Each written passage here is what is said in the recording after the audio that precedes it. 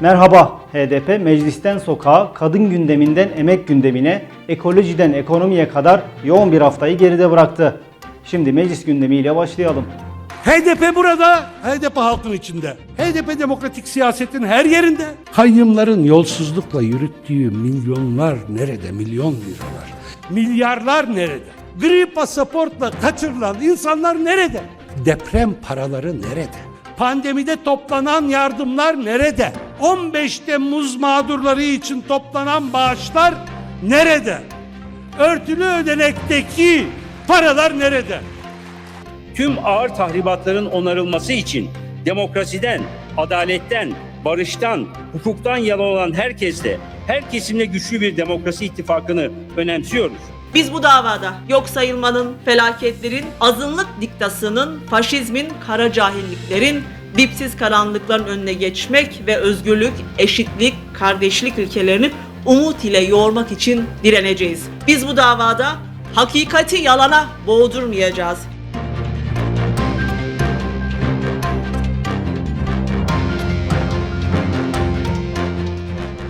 Sokağın gündemi de bu hafta oldukça hareketliydi. Van'dan Urfa'ya, Trabzon'dan Şırnak'a birçok noktada, birçok konuda eylemler vardı.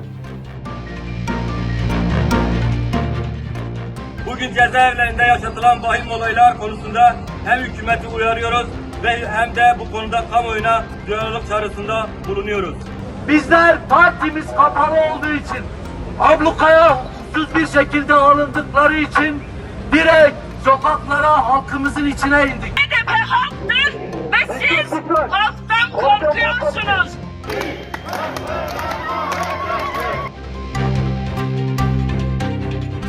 Burada Şen Yaşar ailesinin yaptığı şey adalet istemek. Başka hiçbir şey istemiyorlar.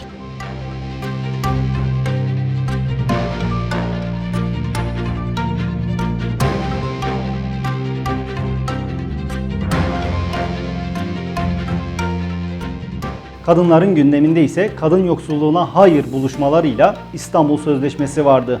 Gerçekleştirdiğimiz bu buluşmalarda hem kadınların sorunlarını ve taleplerini dinledik, hem de bu buluşmalarda açığa çıkan sorunları ve kadınların taleplerini kamuoyunda paylaşmanın sözünü verdik. İstanbul Sözleşmesi biz kadınların anayasasıdır diyoruz. Biz bu sözleşmenin imzalanması için ödediğimiz bedelleri bir an aklımızdan çıkarmayacağız.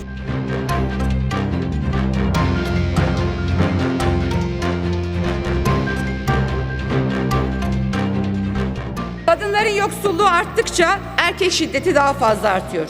Ve siz tüm bu yoksulluğu kadınlara, LGBT artılara yönelik şiddeti engellemek yerine parti binalarımıza astığımız bu pankartları indirmekle meşgulsünüz. Kalkıp da Başbakanlık genelgesini yayınlayan, toplumsal cinsiyet rolleri diyen Başbakan Erdoğan o genelgeyi neden şimdi inkar ediyor? Bütün bunların cevaplarını da biz ve kamuoyu bekliyoruz. Ekonomi gündeminde ise HDP'nin açıklamış olduğu turizm raporu ile ekonomik kriz ve artan işsizlikler vardı. Türkiye'yi riskli ülkelerden biri olarak ilan etmesiyle birlikte bu ülkelerden turist sayısında çok büyük bir azalma olacağı gözüküyor.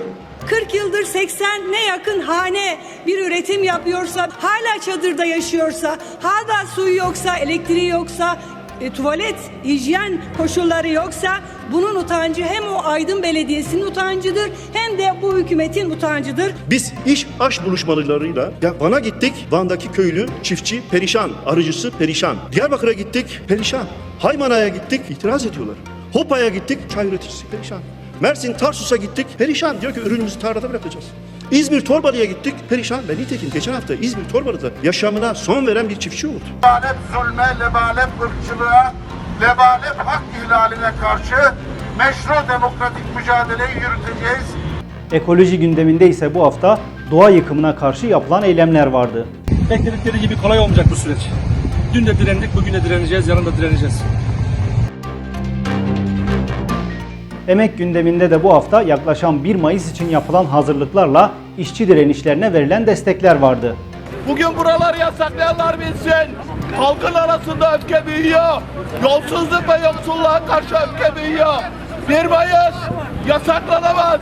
1 Mayıs engellenemez. baskı ve yasaklara karşı 1 Mayıs'ta alanlardayız.